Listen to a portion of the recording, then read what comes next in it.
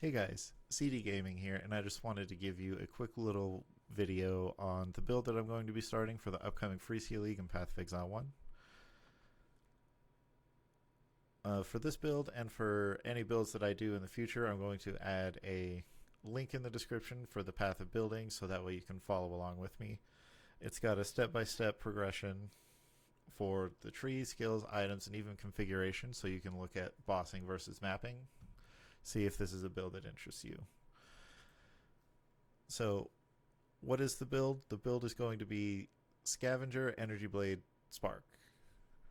And why Scavenger? So, Scavenger is going to give me 3 different unique powers. I think it's a really cool Ascendancy, so I wanted to go with something that fit my vision plus something that looked interesting. So, the main thing is going to be Chevron's wrappings here. This is going to allow us to go low life as a league starter, which is not something that you would normally want to do because you need that unique item in order to do low life builds. So, starting with the tree here, you're really just trying to get crit capped. So we have a 100% crit chance, and we're doing that using all of these power charges as well as spell crit here. Like, it's a fairly straightforward tree, but the one aspect for why we want to go low life is for pain attunement. So we're going to be reserving over 50% of our life. So this is going to give us a huge 30% damage boost, which is it's really great for early on. So I'm not going to spend too much time on the tree here. If you want to take a deeper look at it, you can go ahead and look through the path of building. But one other really quick thing is you're going to want to prioritize getting block capped. Block is going to be a huge portion of your toughness for this build, and I'm going to go into the shield here in a minute, but blocking is probably your number one priority because you're going to have so much damage throughout the game that you're going to want to make sure that your toughness is settled before you actually start to really pump up those damage numbers. So, as I was saying about the shield, so you're going to want a shield that looks something like this one, and this is not going to be very easy for you to get, so it's probably going to cost quite a bit of money. But it's not the hardest thing to craft. It's going to take a lot of time. The way that I crafted mine was I used Delve, and you're going to be using dense and corroded fossils, and you're going to just spam those until you get something that looks like this. Now, it's probably okay if you get 4 of these mods. Yeah, I'd say 4 of these mods is probably fine. Like, you can cut out the spell crit chance. You'll be more than capped without that, and the chaos res. The most important things are going to be that recover 4% energy shield on block, as well as the increased chance to block. In order to get attack block capped, you're going to need to have at least 40% chance to block on this shield.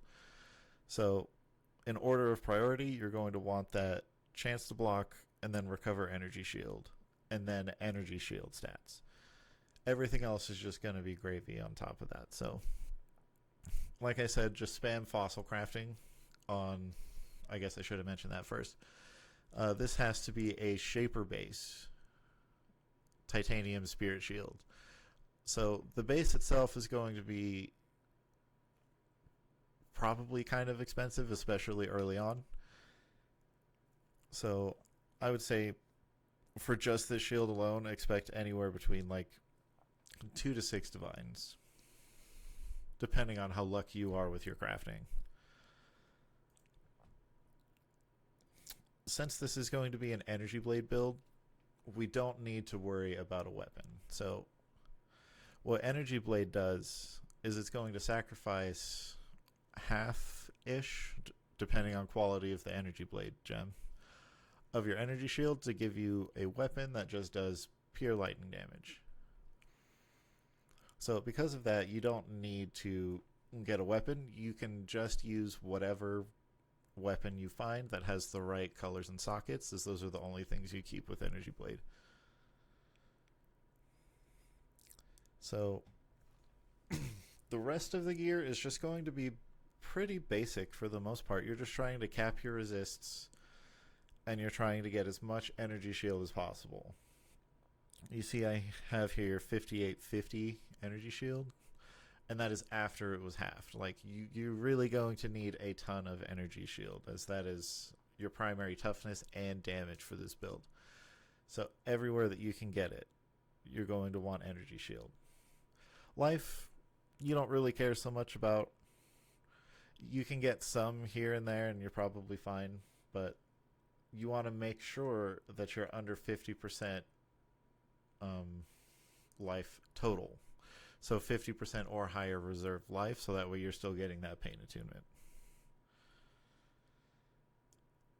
This build is a little bit strapped for stats when it comes to strength and dexterity, so you're going to want to try to get that on your rings, your belt, your amulet, anywhere that you can fit those in until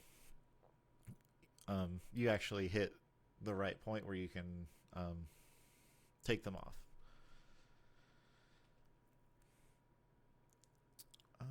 There are actually some really important Eater of Worlds and Searing Exarch modifiers that you want on your gear as well.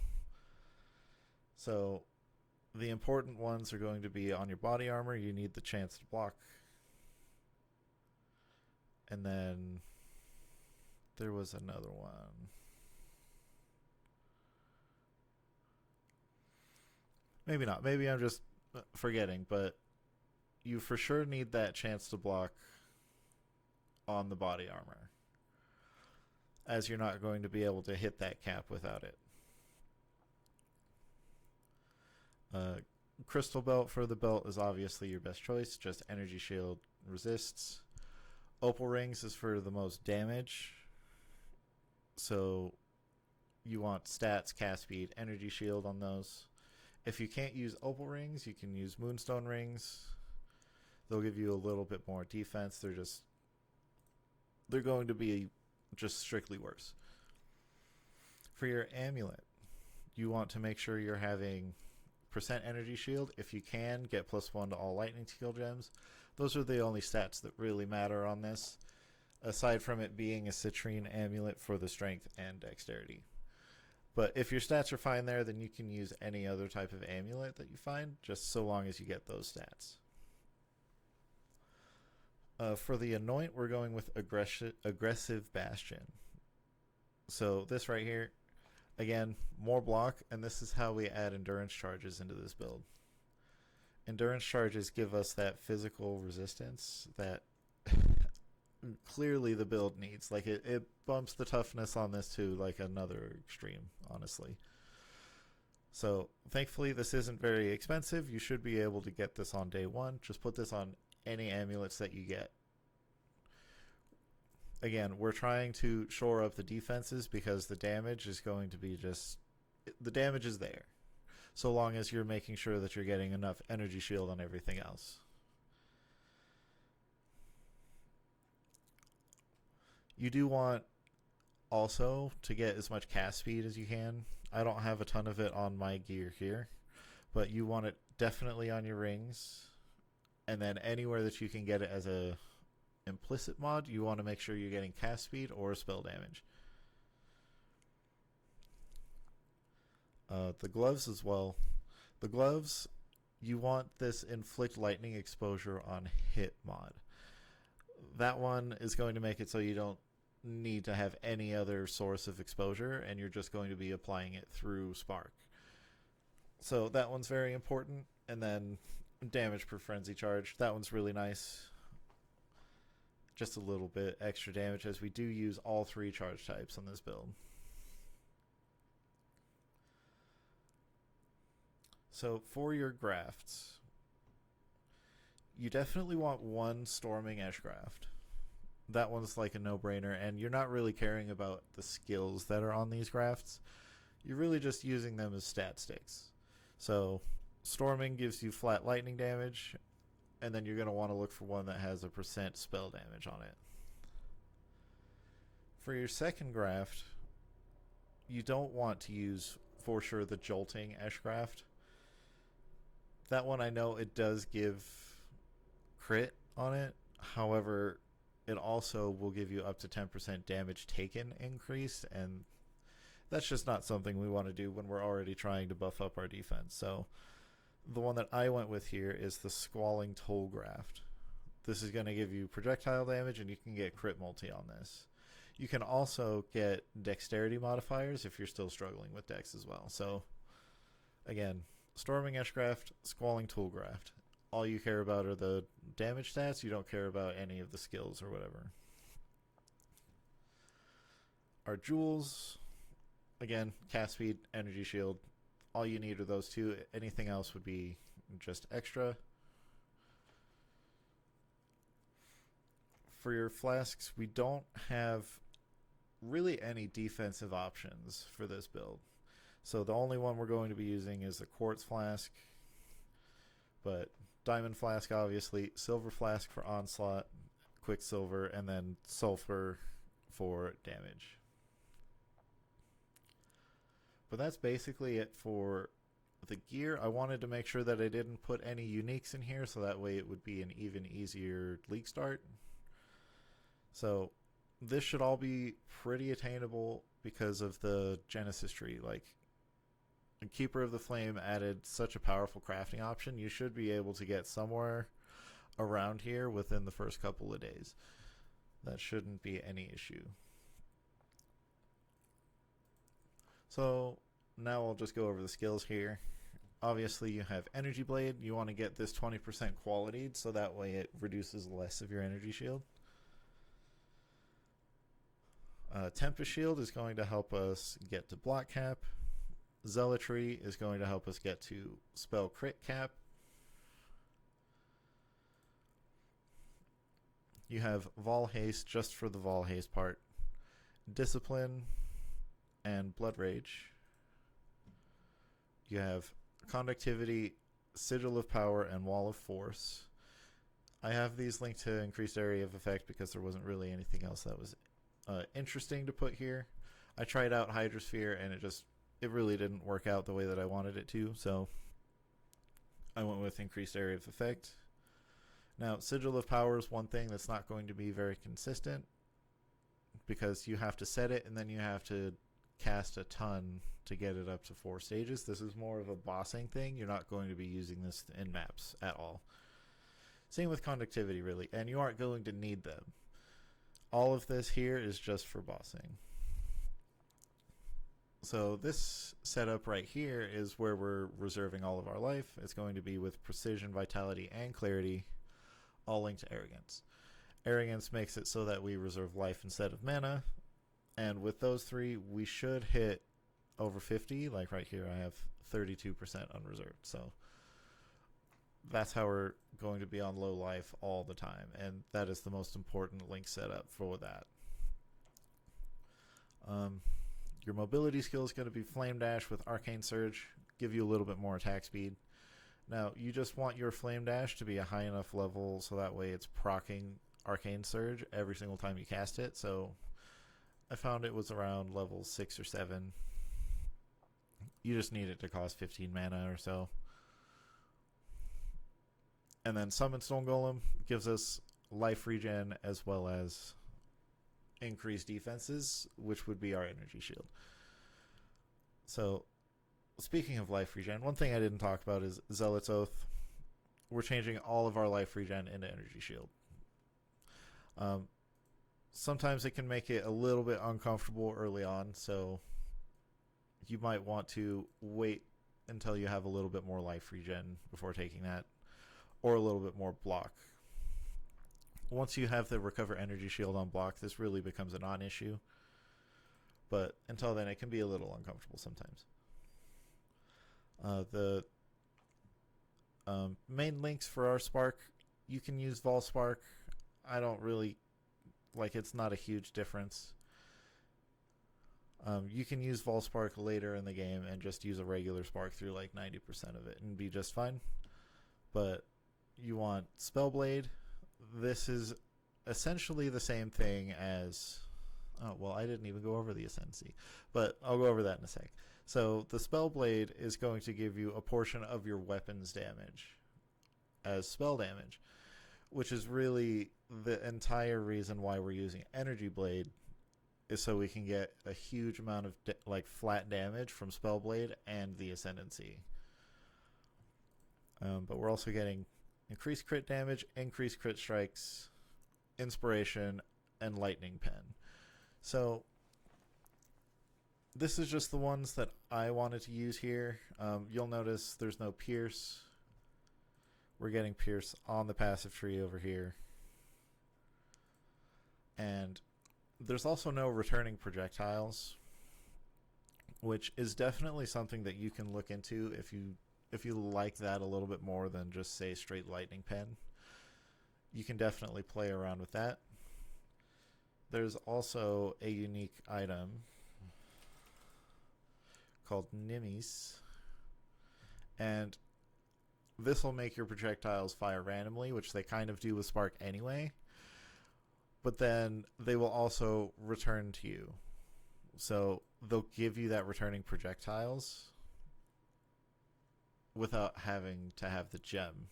So this is a good option. Like, if you're set on your stats and if you're able to afford it, like, Nimis can be kind of expensive. Maybe not so much in Phrecia because there's an Ascendancy that gets it for free, but yeah, that's definitely one of the uniques that you can look into for this build. Now, to go over the actual Ascendancy that I totally didn't forget to do, I went over Chevron's wrappings as the first one. You're not going to be getting this until your Cruel Lab, so you're going to be staying as a hybrid life energy shield build until you get your Cruel Lab. You can also wait a little bit longer if your defenses just aren't quite there yet, but if that's the case, just take something like Cloak of Flame or Blunderbore, and then you can always respec out of that until you're more comfortable going with the low life route. For your Merciless Lab is when you'll get Nyxta's Lantern, which is giving us Battle Mage. That is 90% of the reason why I wanted to go with this Ascendancy in the first place. Battle Mage is going to give you added spell damage equal to your energy shield. Not energy shield, energy blade.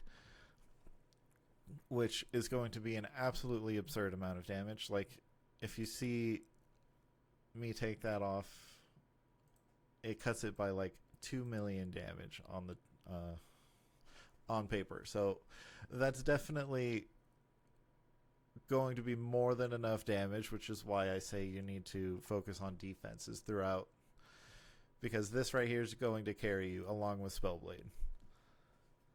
For Uber Lab, the only really good option here is Death Rush, which is going to give you adrenaline on kill. Now, it's important to note you can't get adrenaline while you have adrenaline, so you're not going to have perma-adrenaline per se. You get the buff, you wait 5 seconds, and then if you kill something after that, that's when you can reapply it. But adrenaline is 100% increased damage, 25% increased attack, cast, movement speed, and 10% physical damage reduction. This is really nice for mapping, so I decided to focus on the mapping aspect of this build. I really wanted something that could go through and just annihilate these maps, especially since there's going to be added map mods to every zone. I thought it was important to really be able to clear those maps. This build will be able to do bosses, as you can see here. It's just a little bit worse.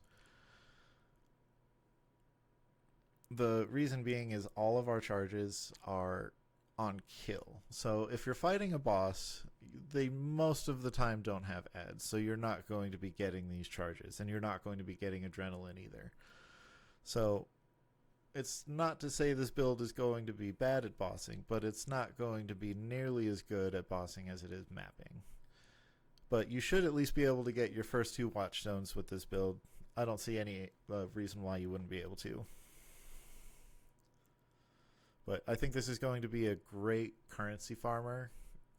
So then I'll be able to look at other like more interesting builds in the future, which is why I wanted to actually go this route. But yeah, that's the whole build in a nutshell. I don't have any footage of it because obviously I need the Ascendancy to do that, and I just don't have that right now. So I will be streaming this live tomorrow if you want to come by if you're interested in playing this build. Have any questions, I will be live streaming on my Twitch, CDGaming94. Links to all of that will also be in the description for this as well. Yeah, if you have any questions, let me know. Drop by, leave a comment.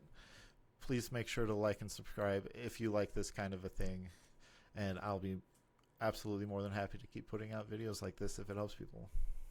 Thank you so much. Have a good one.